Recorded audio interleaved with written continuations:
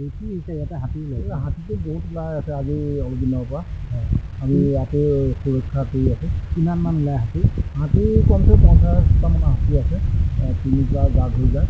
আজি এতিয়াও ওলাইছে? এতিয়াও ওলাই আছে বৰ্তমান। আপোনালোকে সদায় পহৰা দিব? সদায় আমি একদম 9 পিছত পহৰা দি থাকোঁ আমি। মানুহৰ এনে ধান চান যথেষ্ট অনিষ্ট কৰিছে? নাই, এতিয়ালৈকে অনিষ্ট তেনেকৈ কৰা নাই।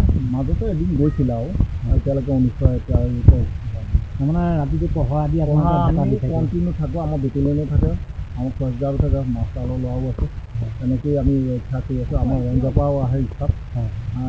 আহি লৈ আমি তেখেতলোকক হাতীখিনি আমি ৰক্ষা কৰি আছোঁ, যাতে মানুহখিনিয়ে ধানখিনি ভালে কাটি দিয়ে। এইখন শুকানজুৰি হাতীগুলি আৰু শুকানজুৰি দুইটাৰ মাজতে। কি হৈছে, হাতী ওলাইছে নেকি? হাতী ডেইলি ওলায় আৰু হাতী আজি ধৰি লওক আমি জন্মগত নোহোৱাৰ আগৰ পৰাই হাতী বুলি জানো, কিন্তু আমি এতিয়া ডেইলি হাতী দেখা পাওঁ। মানে 4টা বজাৰ লগে লগে হাতী ইয়াত উপস্থিত হৈ যায়। কিমানমান হাতী আহে? প্ৰায় 150-200 এনেকুৱা হাতী আহে।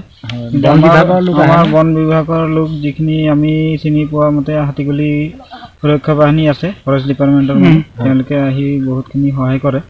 ইয়াৰ মাজেৰেও কিছু হয়তো মাজতো হাতী ধানৰ মাজত গুচি যায়, তথাপিও তেওঁলোকে সুৰক্ষা দি পেলাই যিমান পাৰে চেষ্টা কৰে আৰু তেওঁলোকে সুৰক্ষা দি চলাই আছে।